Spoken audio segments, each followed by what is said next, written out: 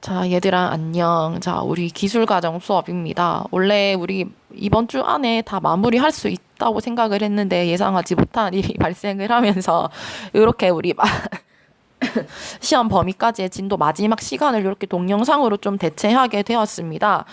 요 수업 다 들으면 우리 시험에 세 문제 정도 나오거든요. 그래서 이 부분에 대한 수업 동영상으로 좀 집중해서 드리면 좋을 것 같습니다. 우리가 지난 시간에 재무 설계에 대한 얘기했고요. 이 소득 지출 부채 관리 이 부분의 내용은 안 했거든요. 그래서 여기부터 시작을 해서 우리가 진도까지 아니 범위까지 한번 진행해 보도록 하겠습니다. 자, 우리 첫 번째로 소득과 지출 부채 관리에 대해서 조금 편견 또는 우리가 알고 있는 상식을 조금 얘기해 볼게요. 우선 소득, 돈을 버는 거잖아. 일을 할 때만 얻을 수 있다? 아니죠. 우리가 물론 일을 하면서 소득을, 그러니까 즉 월급을 받아서 소득을 얻는 경우도 있지만 일을 하지 않고도 내가 부동산, 즉 건물을 가지고 있으면 거기에서 이득이 나온다거나 또는 내가 투자한 주식이 1,000원이었는데 이게 값이 올라서 5,000원이 되었다. 그럼 내가 이제 돈이 증가한 거죠. 그래서 소득이 될 수도 있는 거고요. 이런 식으로 소득은 꼭 일을 하지 않더라도 얻어지는 경우도 있습니다. 그다음에 지출. 돈을 쓰는 거는 적을수록 좋다. 이것도 틀린 얘기죠. 지출이 적으면 좋기는 하지만 필요한 지출은 꼭 해야 된다라는 게 가장 좋은 관리 방법이 되겠습니다. 예를 들어 선생님처럼 지금 감기가 이렇게 코로나에 걸렸는데 병원 가는 게 너무너무 아까워서 병원을 안 가고 그냥 집에 계속 쉬고 있었어. 그러다가 그게 번져서 폐렴이 돼서 결국은 입원을 했습니다. 이러면 뭐예요? 처음에 그냥 병원 한번 가서 5,000원으로 해결할 수 있었던 병을 입원까지 하면서 20만 원, 30만 원 이렇게 써야 된다라는 거지. 그래서 필요한 때에 적절한 지출은 필요합니다. 그다음에 세 번째. 자, 부채, 즉 빚은 나쁜 것이다. 우리가 빚이라고도 얘기할 수 있고요. 뭐 은행에 빌리는 대출일 얘기할 수도 있습니다. 이게 사실은 나쁜 것은 아닙니다. 내가 상황에 따라서 이 부채를 활용해야지만 내가 원하는 특히 그 물건값이 굉장히 비싼 집이라든지 자동차 이런 것들은 구매를 할 수 있기 때문에 적절한 상황에 나의 환경에 맞추어서 부채를 활용하는 것은 굉장히 긍정적인 효과다라고 얘기를 하고 있습니다. 자, 소득부터 한번 보면요. 아까 얘기했던 것처럼 기본은 노동을 통해서 일을 해서 또는 내가 가게에서 자영업을 해서 돈을 버는 경우가 있고요. 또는 내가 이제 건물이죠. 건물을 가지고 있으면서 여기에서 나오는 이득으로 소득이 될 수도 있겠고요. 주식도 가능하고요. 그래서 가장 기본적으로는 이것이 즉 노동으로 일하는 소득이 주축이 되되 이 두 가지를 통해서 나의 소득을 조금 더 높일 수 있는 방안을 고민해 보아야 합니다. 근데 여기서 많은 사람들이 생각하는 게 결국은 건물이 답이다, 주식이 답이다, 투자가 답이다 이렇게 얘기를 하는 경우가 있는데 그렇지 않아. 건물과 주식은 내가 어찌할 수 없는 부분입니다. 사회적인 환경이나 경제적인 상황에 따라서 내가 아무리 열심히 파악을 하고 공부를 해서 투자를 했다 하더라도 이 값이 떨어지면 나 자산의 소득에 그 문제가 발생할 수 있는 거거든요. 그래서 내가 기본적으로는 나의 가치를 높여서 내가 월급을 많이 받는 사람 또는 내가 내가 일하는, 내가 운영하는 가게가 돈을 많이 버는 가게가 되는 게 우선이지, 이 두 개가 먼저 우선이 되어서는 안 된다라는 점. 그래서 여러분들이 공부를 해야 하는 이유가 보통은 공부를 잘하면 좋은 대학이나 좋은 직장을 얻을 수 있고요. 좋은 대학이나 좋은 직장을 가게 되면 보통은 높은 연봉을 받는 경우가 굉장히 많고요. 높은 연봉이 많다는 말은 소득이 높다라는 얘기가 되겠죠. 그래서 공부를 좀 하시기 바랍니다. 자, 그다음에 지출 관리, 돈 얘기입니다. 무분별하게 이렇게 막 세일이라고 막 담는 것 자체가 문제가 되는 상황이고요. 블랙 프라이데이라든지 뭐 이런 식 50% 할인, 1+1 뭐 이런 거에 넘어가지 않는 그런 상술에 넘어가지 않는 정신 차리고 지출을 해야 된다라는 게 지출 관리의 큰 부분이 되겠습니다. 그다음에 우리가 지출을 100만 원으로 나갈 수 있는 지출을 10,000원으로 줄일 수 있는 방법을 보통 보험이라고 얘기를 하는데요. 그래서 내가 미리 어떤 큰 문제가 나한테 생겼으면 내가 그걸 감당할 수 없으니 미리 보험을 들어서 저렴하게 그 위험을 대비하고 지출을 관리하겠다라는 방법도 굉장히 좋은 방법입니다. 다만 우리가 알아둬야 하는 건 여기 지금 휴대폰 보험 되어 있는데 예를 들어 내가 휴대폰을 새로 사면서 10,000원을 내가 보험으로 들면은 나중에 100만 원 정도 휴대폰을 깨져서 뭐 수리해야 할 때 돈이 든다면 이거 10,000원으로 돈 하나도 안 내고 다 수리할 수 있게 해드려요. 이렇게 얘기해서 내가 10,000원을 냈어. 그런데 내가 이 보험 기간이 끝날 때까지 단 한 번도 얘를 수리를 맡긴 적이 없습니다. 그럼 나의 10,000원은 어디 가는 거? 날아가는 거죠. 그러니까 내가 그냥 무사히 별일 없으면 이 보험금은 그냥 소비되고 끝난 돈이에요. 그래서 판단을 잘 해야 됩니다. 내가 이거를 대비하기 위해서 작은 지출을 할 것이냐, 없을 수도 있는 것이니 굳이 보험을 들지 않는다라는 생각이라든지 그 두 가지는 각자가 이제 판단을 해야 되는 몫이 되겠죠. 자, 그 다음에 이제 부채 관리 빚에 대한 얘기가 되겠습니다. 이거 지금 굉장히 짐덩어리죠. 그러니까 이 부채는 사실은 굉장히 짐입니다.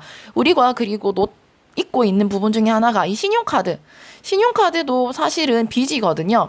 물론 너희들은 보통 체크카드를 많이 쓰니까 부모님이 주신 통장에 있는 돈만큼 쓰는 거는 이제 부채라고는 볼 수 없지만 신용카드는 돈이 빠져나가지 않습니다. 한 달 마지막까지 쌓아놨다가 한 달이 지나고 나서 그걸 은행에다 내가 갚는, 카드 회사에 내가 갚는 거거든요. 그렇기 때문에 이것도 짧은 단기간의 부채라고 볼 수 있고요. 또 여러분이 놓치는 것 중에 하나는 휴대폰 약정해서 뭐 24개월 할부 이렇게 해서 매달 다달이 휴대폰 가격이 막 50,000원씩 이렇게 붙어서 나간다. 이것도 사실 빚입니다. 24개월 동안 할부해서 여러분들이 끊어 놓은 거예요. 그래서 그런 부분은 순간순간 잊으면 안 된다라는 점. 어쨌든 이 빚은 현재의 미래의 소득을 땡겨오는 효과가 있습니다. 지금 내가 당장은 100만 원만 쓸 수 있지만 내가 계속 돈을 버는 사람이니까 미래의 나를 믿고 누군가는 나한테 1,000만 원을 빌려준다는 거지. 이게 미래의 소득을 현재로 땡기는 효과가 있습니다. 그래서 집이라든지 자동차처럼 큰 물건을 사야 하는 즉 목돈이 필요한 상황에서는 이런 부채를 통해서 자금을 충당할 수가 있게 되겠습니다. 우리가 예를 한번 들어보면요. 여기다가 쓸게요. 예를 한번 들어보면 내가 지금 사려고 하는 집이 3억짜리 집이야. 예입니다. 내가 지금 열심히 돈을 모아서 1억을 모았고요. 2억이 추가로 필요한데요. 이거를 대출을 할까 돈을 더 모을까 고민을 하는 거지. 내가 그러고 있다가 이제 그냥 돈을 더 모으자. 대출은 너무 부담이야 라고 생각해서 돈을 더 열심히 모았어. 그래서 1년 뒤에 내가 좀 오바긴 하지만 2억이 되었습니다. 그래서 1억만 대출을 하면 되겠네 라고 생각을 했는데 이 집이 얼마가 된 거야? 4억이 되는 거죠. 집값은 그러니까 집값이라든지 이런 물건은 물가 상승에 따라서 올라가는 경우가 있으니까 결국은 뭐야? 내가 2억 벌어봤자 결국은 집도 없고 또 1억 더 대출해야 되는 경우가 생기는 거죠. 그래서 이런 시장 상황에 따라서 내가 적절한 때에 부채를 활용하는 것이 훨씬 더 유용하게 자금 관리를 하는 방법이다라는 걸 알아두는 게 필요하겠고요. 그리고 마지막으로 부채로 인한 이자가 많아지면 경제적인 자립에 영향을 줄 수가 있습니다. 이거 지금 선생님 지울 수가 없네요, 얘들아. 뭐냐면 내가 지금 2억을 빌렸다라고 해서 2억만 은행에 갚는 건 아니야. 플러스 알파로 이자도 같이 갚는 거죠. 그러니까 내가 돈을 많이 빌리면 이 이자가 점점 늘어나기 때문에 경제적 자립에 당연히 부정적인 영향을 주는 거죠. 그래서 내가 쓸 수 있는 한도 안에서 또는 감당할 수 있는 한도 안에서 부채를 적절하게 쓰는 것이 필요하다라는 것들을 알아두면 되겠습니다.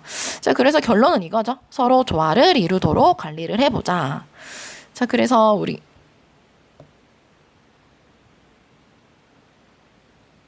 안 넘어가네요. 왜 안 넘어가지? 자, 그래서 여기 우리가 경제적 자립에 대해서 소득, 부채, 지출에 대한 부분은 끝이 났고요. 요 뒤에 이제 98쪽에 있는 지속 가능한 소비 생활에 대한 내용으로 넘어가 보도록 하겠습니다. 요거는 아마 선생님께서 너희에게 학습활동지 주셨을 거라고 생각하는데 요 부분은 너희들이 학습활동지 채워가면서 수업을 들으면 될 것 같아요.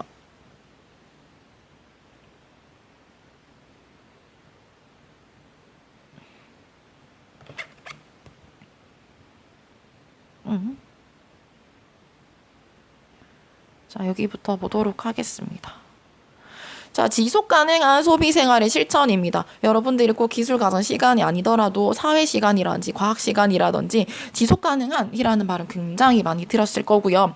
앞으로 가장 모든 삶에 있어서 방향이 되는 방향이 되는 그런 주제 또는 가치라고 생각을 하면 되겠습니다. 그래서 돈을 쓰는 데 있어서 즉 소비 내가 물건을 사거나 돈을 쓰는 데 있어서 내가 단순히 물건을 사는 것에서 끝나는 게 아니라 이것들이 지속적으로 미래 세대까지 위하기 위해서는 어떻게 해야 되는가에 대한 고민이라고 보면 되겠습니다. 자, 지금 여기 뭐예요? 산처럼 옷이 쌓여 있죠. 이것들 전부 다 안 입어. 자, 안 입으면 결국은 뭐예요? 우리의 소중한 자원을 안 입는 옷을 만드는 데 썼고, 그 안 입는 옷을 다시 버리는데 또 쓰레기에 비용이 들고, 그것들을 처리하는 과정에서 또 환경오염이 생기고, 지금 뭐야? 의미 없는 소비와 지출을 우리가 자원 낭비를 한 거지. 그래서 현대사회의 소비는 필요하지 않은 많은 물건을 과다하게 소비하는 것이 문제다라고 지적을 할 수가 있겠습니다. 자, 그래서 현대 소비의 문제점, 우리 책에 나와 있는 부분들 쌤 정리를 좀 해봤는데요. 우선 첫 번째로 소비주의가 문제예요. 그러니까 뭐든지 굉장히 쉽게 삽니다. 무슨 이제 문제가 맞닥뜨리면, 돈으로 해결하면 되지. 물건 사면 되지. 고장났으면 그냥 새로 사. 고치기 뭘 고쳐. 뭐 이런 식의 소비주의가 문제가 되고 있고요. 그러다 보니 사람들이 이제 물질주의라는 사상에 먹여들게 됩니다. 즉, 모든 사람들이나 모든 것들을 물질로 판단을 하는 거죠. 또는 예를 들어 사람의 그런 능력이나 이런 것들도 다 돈으로 계산을 하는 문제들이 이제 여기에서 나타난다라는 겁니다. 그리고 이제 여기 인스타그램 나오는데 상징 소비를 사람들이 합니다. 즉, 상징이라는 건 그냥 이미지를 얘기를 해. 보이는 걸 얘기하죠. 물론 보이는 대로 좋게 보이는 걸 물건을 사는 게 나쁜 것이다 하는 건 아니지만, 필요하지 않은 물건을 내가 굳이 보여주기 위한 용도로만 사는 게 많아지게 되면 이 현대 소비의 문제점을 야기하고 있다라는 거고요. 플러스 이제 굉장한 마케팅이 요즘 벌어지고 있습니다. 1+1 50% 블랙 프라이데이 할인 빨리 사면은 쿠폰을 준다라든지 이런 것들 다 비합리적인, 즉 충동 구매를 야기시키는 그런 마케팅이 굉장히 활성화되어 있습니다. 즉 물건을 사도록 종용하는 사회다라는 거죠. 자, 이게 왜 문제가 될 것인가? 우선은 나의 통장이 비어간다라는 문제도 있긴 하지만, 그냥 사회적인, 환경적인 측면에서 우리가 접근을 좀 해보면 우선은 자원이 낭비인 거예요. 아까 봤잖아. 그 옷으로 만들어진 쓰레기들. 안 쓰는 옷 만들려고 그 많은 한정된 자원을 써버렸어. 그게 다른 데 썼으면 훨씬 이득이 있을 수 있었는데, 결국은 그건 또 쓰레기를 만들어내고요. 안 쓰는 거 만드느라 자원은 부족해지고 쓰레기 때문에 환경은 더 나빠지고, 이게 뭐 하는 짓이냐는 거죠. 그리고 점점 비싼 물건, 소비주의, 물질주의에 의해서 사람들의 부의 불평등이 초래됩니다. 즉 어느 세상이나 자본주의 사회에서 가진 자는 존재하고 못 가진 자도 존재하기 마련이지만, 이런 것들이 점점 심화되고 있다라는 거고요. 이게 심해지는 게 결국은 어디로 이어지냐면 소외계층의 상대적인 박탈감으로 이어지게 됩니다. 내가 돈 많은 게 무슨 죄야, 내가 비싼 물건 사는 게 무슨 죄야 라고 얘기할 수 있지만, 이제 가지지 못한 사람의 입장 또는 그것들을 가질 수 없는 사람 입장에서는 이제 그것들이 박탈감, 그리고 사회적인 불만, 결국은 이 사회가 좋은 사회로 또는 하나의 마음으로 흘러가는데 굉장히 걸림돌이 된다라는 거죠. 사회적인 문제를 야기시키는데 큰 역할을 또는 큰 원인으로 작용을 하게 됩니다. 그게 실제로 그래서 그 예로 보면 그런 거죠. 한 아파트에 4개의 동은 네 개의 동은 이제 자가로 또는 청약으로 얘기하는 들어온 아파트고, 요 한 동은 임대 아파트에 들어온 사람들인데, 이 사람들한테는 놀이터도 쓰지 말아라. 여기 출입구 말고 다른 출입구를 써서 둘러 가라. 이렇게 얘기하는 것들. 이게 왜 그렇게 해야 하는 것인가라는 부분이죠. 여기 사는 사람들은 너네가 거기 사니까 라고 하지만, 그거는 이제 정당화될 수 없는 부분인 거죠. 이런 부분들이 사회에 점점 커지게 되고 곳곳에 자리 잡게 되면 사회의 불안정을 야기하게 되는 큰 문제가 된다라는 겁니다. 그래서 우리가 이런 문제점을 없애기 위해서 필요한 게 바로 지속 가능한 소비 생활의 실천이라는 겁니다. 즉 내가 돈을 쓰는 것에 있어서, 어떤 물건을 쓰는 것에 있어서 내가 이 물건 사서 만족스러워해서 끝나는 게 아니라, 내가 사는 이 물건이 이웃에도 도움이 되고 사회에도 도움이 되고 그리고 자연 환경에도 도움이 되는가를 같이 고민해 보자라는 겁니다. 그리고 나랑 같이 사는 사람 말고 내 후손들, 미래 세대가 쓸 것들, 자원들을 남겨둬야 한다. 그래서 내가 그 사람들을 위해서 좀 필요한 것들이 있더라도 조절해서 아껴두고 그 사람들을 위해 남겨둬야지라는 마음이 지속 가능한 소비 생활의 실천이라는 겁니다. 이게 우리에게 지금 필요하다라는 거죠. 그래서 우리가 이 부분들을 어느 측면에서 봐야 되냐면, 소비라고 해서 물건을 산다라는 것에서 그칠 수 있긴 하지만 전체적인 모든 과정을 다 살펴봐야 됩니다. 이 물건이 만들어지는 원재료의 단계에서부터 만들어지고 내 손에 오고 내가 그 물건을 사고 내가 그걸 쓰고 다 써서 버리는 단계, 모든 단계에서 이웃과 환경과 미래 세대를 생각하는 그런 마음이 필요하다라는 거고요. 그 과정에서 내가 이 물건을 만드는 게 아니지, 나를 대신해서 내가 필요한 물건을 만든 이 기업이 어떤 정신으로, 어떤 가치로 이 물건을 만들고 있는가도 우리가 지켜볼 필요가 있다라는 겁니다. 내 대신 물건을 만들어주는 사람이니까 내가 생각하는 이 가치에 부합하는 물건을 만들고 있는가를 살펴보자라는 거죠. 그래서 예를 들어 뭐 우유를 내가 산다고 하면 이 우유는 처음에 젖소에게서부터 오겠죠. 그래서 이 젖소가 푸른 들판에서 뛰어놀고 있다가 우유를 만들어냈느냐, 좁디 좁은 공간에 갇혀서 길러낸 우유가 나오는 것이냐, 원재료부터 고민을 하는 거고요. 또 안 넘어가네요.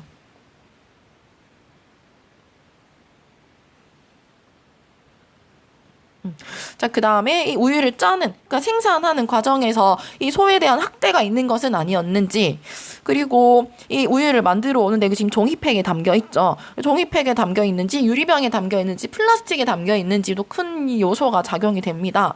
그리고 이걸 유통하는 과정이 가까운 거리에서 오는지, 멀리서 오는지, 뭐 우유를 사실 내가 미국산 우유를 사 먹을 수도 있는 건데, 미국산 우유를 사 먹는 게 맞는 건지, 국내산 우유를 먹는 게 맞는 건지, 자, 그리고 이걸 내가 먹고 나서 버리는 쓰레기를 어떻게 처분하는지 부분까지 좀 고민을 해야 된다라는 뜻입니다.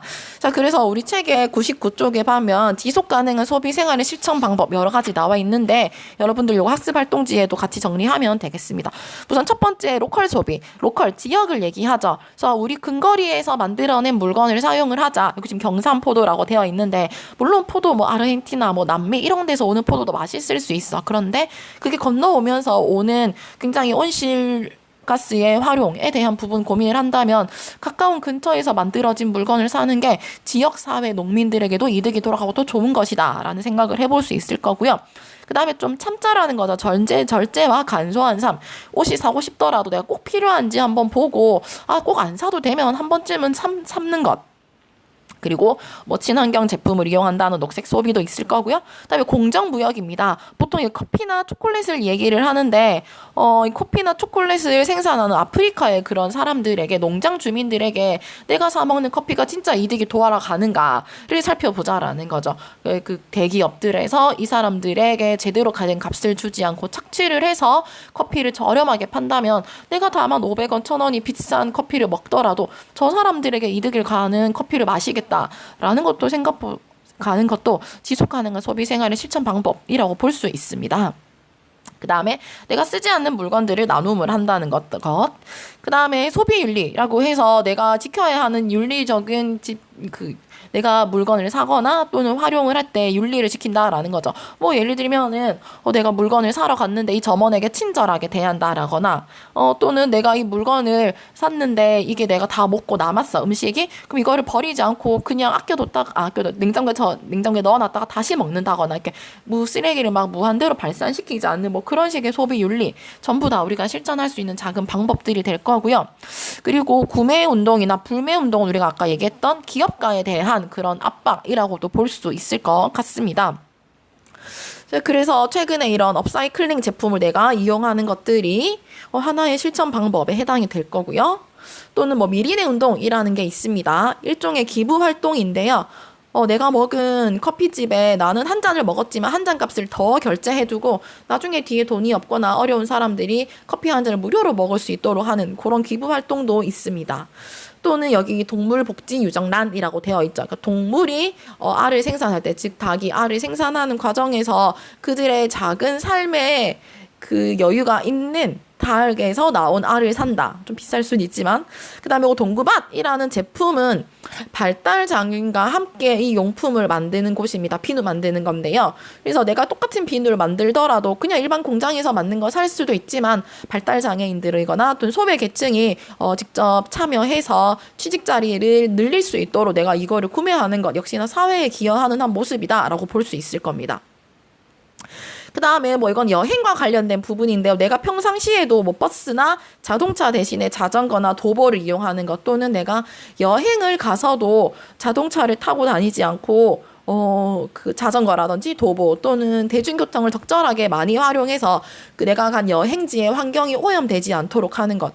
특히 이제 바닷가에 갔을 때 우리가 바닷가에 선크림 타지 말라고 바르고 가는데, 이 선크림이 실제로 이 산호초를 죽게 하는 큰 영향이 된다라고 얘기를 합니다. 즉 내가 하와이에 가서 산호초 보려고 선크림 잔뜩 바르고 들어갔는데 그 산호초 죽이는 거죠. 내가 나쁜 여행객이 된 겁니다. 그러니까 내가 하는 이 사소한 행동 하나가 내가 사는 지역과 내가 방문한 지역에게도 긍정적인 영향 또는 악영향을 미치지 않는 방법을 고민해 보는 게 지속 가능한 소비 생활의 실천이라고 볼 수 있을 것 같습니다. 여기 뭐 박스드 워터 이즈 베터라고 되어 있는데 보통 우리 플라스틱에 물이 많이 들어있는데 우유팩처럼 들어있는 물이 환경오염에는 플라스틱보다 덜 활용되니까 훨씬 좋다라는 내용이죠. 그래서 우리가 사소한 부분에서 내가 실천할 수 있는 부분들 또는 내가 했던 부분들을 한번 찾아보고 학습 활동지에도 여러분들 3개씩 적어 볼 수 있으면 좋겠습니다. 원래는 선생님이 여러분이랑 같이 수업을 하면 여기 있는 선크림에 대한 동영상이라든지 그 다음에 최근에 많이 이슈되고 있는 SPC에 대한 불매 운동에 대한 동영상, 그 다음에 뭐 임대 아파트에 대한 차별에 대한 동영상, 그리고 지나친 물건을 가지고 있어서 문제가 되는 생활 모습에 대한 동영상도 같이 보려고 했는데 우리가 지금 이 동영상에서는 같이 담기가 힘들므로 이런 걸 볼 수도 있다라고 대체를 할 수 있다라고 그냥 얘기만 하도록 하겠습니다. 그래서 여기까지 우리가 시험 범위까지 해야 되는 진도는 끝이 났고요. 다른 반에도 알려준 그 시험 범위에 대한 소소한 팁이 되겠습니다. 우선 첫 번째 팁은 최근에 카타르 월드컵이 있었죠. 이 카타르 월드컵이 중동 지방입니다. 그래서 우리가 다른 나라의 의식주 생활에 대한 내용이 시험 범위에 들어가는데 중동 지방에 대해서 조금 관심을 보이면 좋지 않을까라고 생각이 들고요. 그다음에 우리가 저작재산권에 대한 부분 학습활동지 나갔습니다. 이 학습활동지가 책에는 없는 내용 선생님이 추가로 준 거였거든. 그래서 그 부분도 놓치지 말고 보도록 하고요. 혹시나 그 학습활동지 나도 못 받았다라고 하는 사람은 선생님이 시험 전에는 자리에 없을 예정이니 친구들 거 복사하거나 해서 조금 놓치지 않게 문제를 놓치지 않도록 그렇게 하면 되겠습니다. 자, 여기까지 수업은 마무리 지도록 하겠고요. 수고했습니다.